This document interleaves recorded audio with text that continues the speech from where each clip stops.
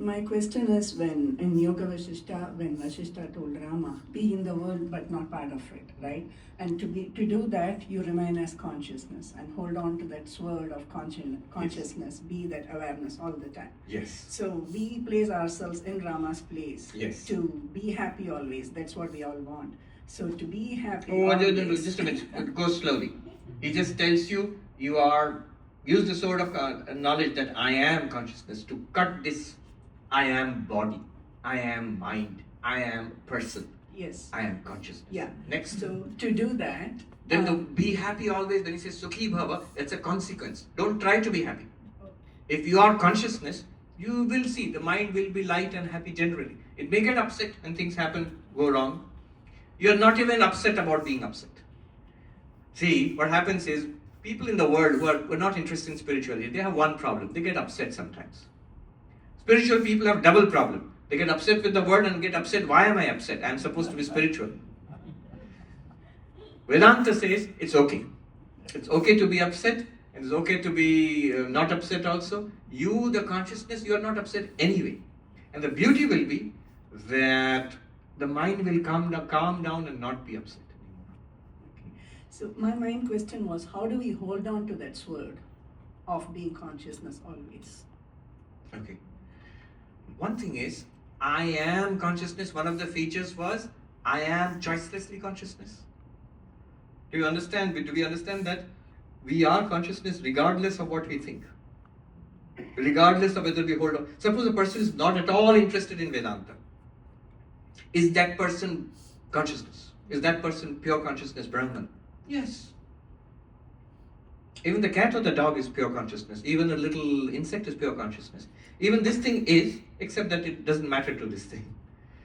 Now, the thing is, if I'm not aware of it, if I'm not centered there, I naturally slip into an error of thinking, this one. Then I suffer. So, the direct Vedantic answer to your question is, don't bother. Because you are consciousness. You say, no, that doesn't help me. Alright, if it doesn't help you, then make it a practice to dwell on this fact. Give time to it. There's 10 factors which we observed today.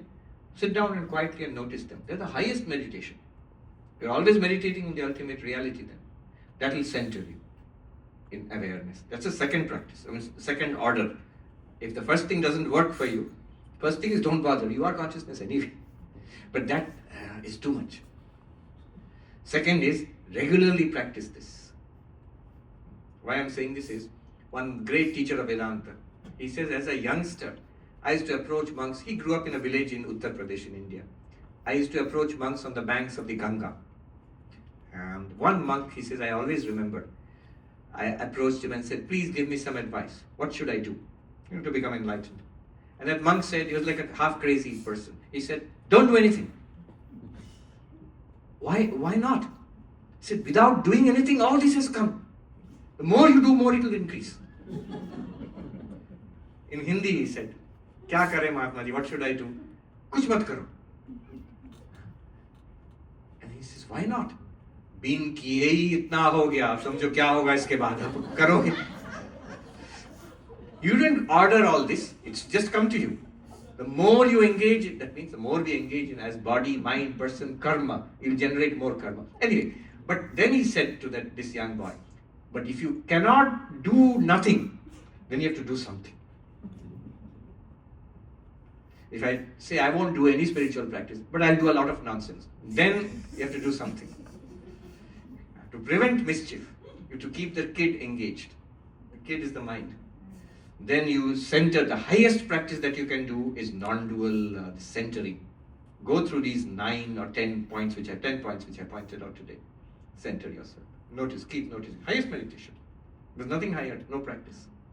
So even if you can't do third level, if you can't do this also, I have all good intentions, but I'm too busy, I miss all this practice, and I get confused. If you can't do this also, the third thing you can do is, when trouble, emergency, there's trouble, unhappiness, misery, anger, upset, immediately come back to this. That's an alarm, fire alarm. Here's the fire brigade. Call the fire brigade immediately. It's always available to you. So these three, Remember, you are it. You'll ultimately come, you have to come to that position one day or the other. I am it. Second, I don't understand that I am Brahman. So in that case, come back again and again. Daily practice this. Read the verses, think about it, center yourself, try it out in day-to-day activities. Third, if that also is not working, at least minimum, whenever a shock comes, an upset comes, a problem comes, come back to your nature as the witness, as consciousness. If that also is too much, then whole of religion is there for you. There is puja, temple, you have to pick flowers and make garlands and chant mantras and listen to bhajans and repeat a mantra and go on pilgrimage, kumbh, you have to take a dip in the kumbh. All of that is there. 1,000 practices are there for you. I'm giving you the easy way out.